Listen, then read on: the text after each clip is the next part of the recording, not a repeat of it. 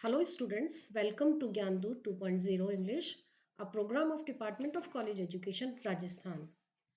I am Dr. Manju Sharma from GD Government Girls College, Alwar.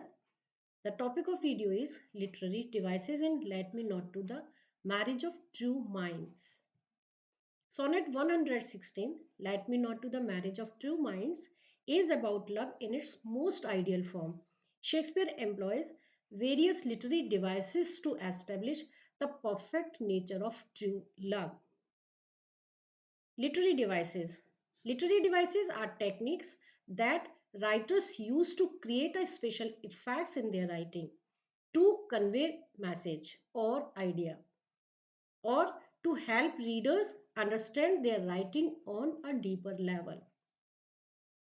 In Sonnet 116, Shakespeare uses several literary devices, and these include alliteration, metaphor, personification, caesura, enjambment, form and structure, meter, rhyme scheme. And these devices are used to convey the idea that even as beauty fades with time, true love remains strong. Alliteration. Alliteration is concerned with the repetition of words that begin with the same consonant sound. Example of alliteration in the sonnet. Let me not to the marriage of true minds. Marriage and mine.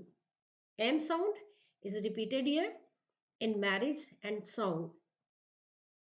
This is the example of alliteration. Love is not love.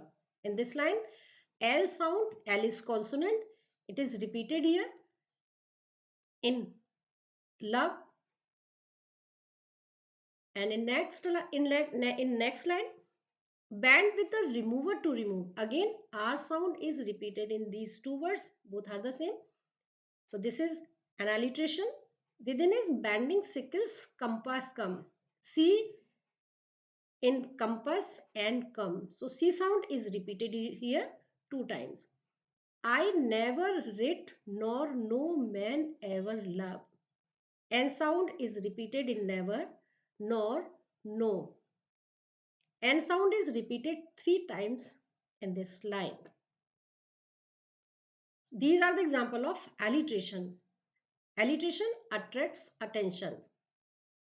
Primary purpose of alliteration is to emphasize a line, idea, or image within the poem. So look at the example of the alliteration. The first line, marriage of true minds. So these two words, they are used by the poet to emphasize the union of true minds. Minds, the entire poem is based on true minds, right? So he wants to emphasize that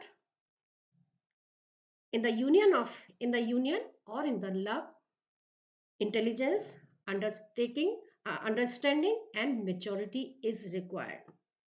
And love is not love. Again, he is emphasizing the idea of love. Love is not love. Love is not love which changes if the circumstances around it change. Clear? So the idea of love is emphasized here. According to the poet, love is not love which changes. Or band with the remover to remove. Or it changes with the changes in the loved one. And in next line, within is bending sickles compass come. Compass come. Again, poet is giving the idea of sickle that is carried by time.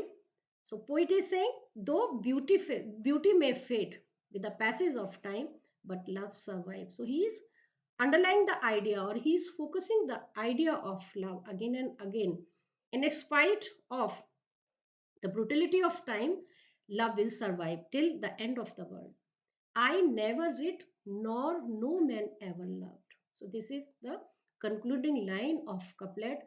Poet says, if he's proved wrong, he will take back all his writing, and no one has ever loved in real sense. So these are the ideas which are emphasized through the use of alliteration in the poem. Metaphor. Metaphor is a direct comparison between two objects. Metaphors are used to describe the steadiness of love in this sonnet. The poet uses two metaphors. One is ever fixed mark. Ever fixed marks is lighthouse. So love is like lighthouse, and lighthouse is built on rock which stands firm even in the face of storm and is never shaken. So like lighthouse, true love, it remains firm in the hardship or in difficult times. So by associating love with lighthouse, poet means to say love is solid and steady. And second metaphor, it is the star. Love is like star and the only one that never changes position in night. Clear? And second, this star is a guiding star which guides the sailor to chart their route or to chart their way in the sea. So there are the two metaphor. One is lighthouse and second is the pole star.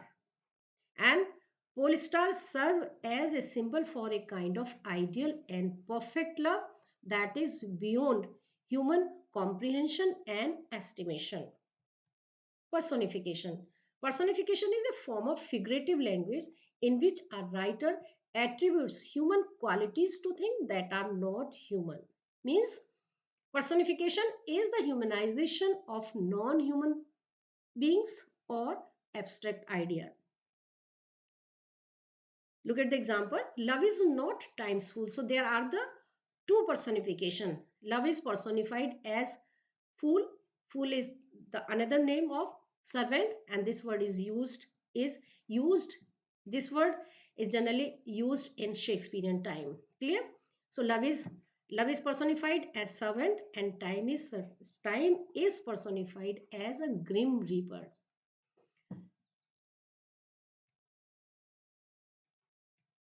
Caesura. Caesura is used when the poet wants to create a pause in the middle of line. Caesura is pause. Pause, कहाँ पर pause? In the middle of line. Clear? Look at the example. Admit impediment. Love is not love. In this line, there is a pause in the middle of line, and this pause is punctuated. Clear? So there are the three things. There is a pause is in the middle of line, and there is a punctuation. Clear? So this pause is always punctuated. Second example, whose birth is unknown, although his height be taken. Whose birth is unknown, pause, although his height be taken, and there is a comma. Clear? There is a pause, and this pause is in the middle of line, and there is a punctuation mark. And this punctuation mark may be full stop, comma, semicolon, slash, etc. Enjambment. Enjambment is line break. Enjambment occurs when a line is cut off before its natural stopping point. The word enjambment means to step over or to run over.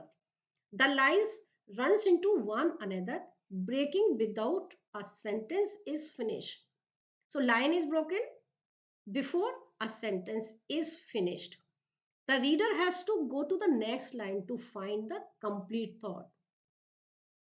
So when there is a break, reader has to go to the next line to get or to find the meaning of the line. Four of the first 8 lines of the sonnet by Shakespeare are enjambed. So look at the example of enjambment. Let me not to the marriage of true minds. So line is break, right? So there is a line break with minds. Admit impediments. This line is running into the second line, and thought or idea of the line is completed in the second line.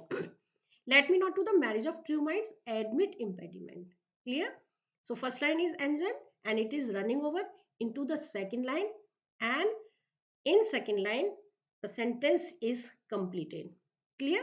Love is not love. Again, second line is enjambed and this line is running into the third line, and in third line the meaning or the idea of sentence is completed. Oh no, it is an ever fixed mark. Second quatrain. First line of second quatrain. So this line is engemmed, clear? And it is running into the second line that looks on tempest as is never shaking. So idea of ever fixed marks is completed in second line. Clear? Love is not time's full, although his rosy lips and cheeks within his bending sickles compass come. Clear? So the third line is engemmed and it is running into fourth line to complete the sense of first the to complete the sense of previous line. Love is not time's full, though rosy lips and cheeks. The sense of though rosy lips and cheeks within his bending sickles compass come. So this idea of sickle is complete. The idea of time is completed. How time is fatal or how time destroys beauty and youth and soul. Use of enjambment. Why do poets use enjambment? Number one, to create a sense of anticipation in poem. Anticipation means आगे क्या होने वाला है, right? So they use enjambment to create a sense of anticipation in a poem. Since the full meaning of enjambed line only becomes clear by reading further in the poem. In this way, enjambment can also create a feeling of movement. So there is a feeling of movement from one line to the second line to get the meaning. Next, to control the phrasing and rhythm of a poem.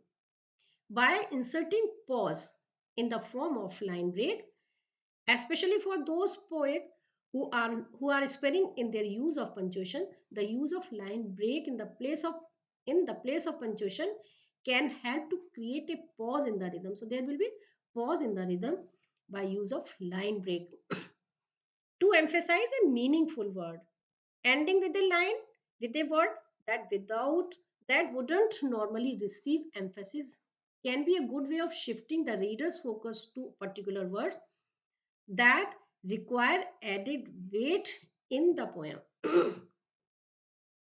Enjambment can be used to emphasize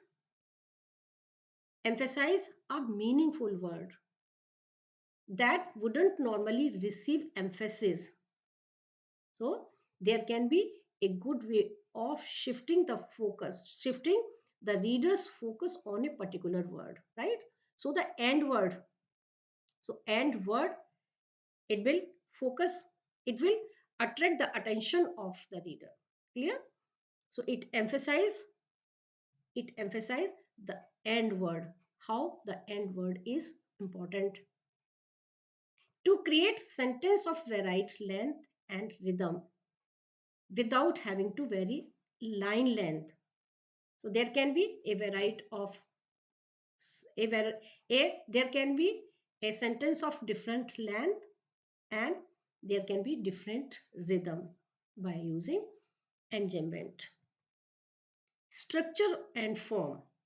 This is a true Shakespearean sonnet, also referred to an Elizabethan or English sonnet. This type of sonnet contains 14 lines which are separated into three quatrains and with a rhyming couplet. Couplet means two lines. Meter.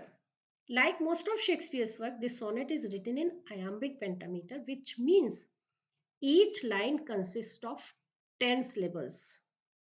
And within those 10 syllables, there are 5 pairs or 5 feet or 5 iambs. So these 5 pairs, 5 feet, they are called iambs. And iamb is a combination of unstressed and stressed syllables. In iamb, there are the two syllables. One is unstressed and second is stress. Rhyme scheme. The rhyme scheme of this sonnet is AB, AB, CD, CD, EF, EF, G, G. Let me not to the marriage of true mind, right? So let's see the rhyme scheme in the poem. Let me not to the marriage of true minds.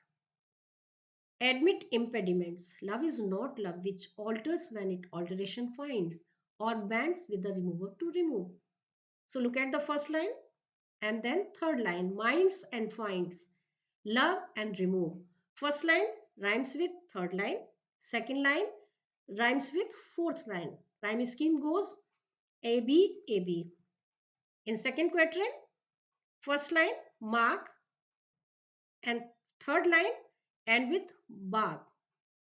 First line rhymes with third line and second line ends with shaken and fourth line taken. Clear? So shaken and taken, second line rhymes with fourth line. Rhyme scheme is CD CD. In third quadrant, first line ends with cheeks and third line ends with weeks. Cheeks and weeks. Second line ends with come and fourth line ends with doom. Rhyme scheme is EF EF. And rhyming couplet G G. So both lines have same rhyme scheme. Thank you. Thank you very much for watching this video. I hope you will like. So you please share.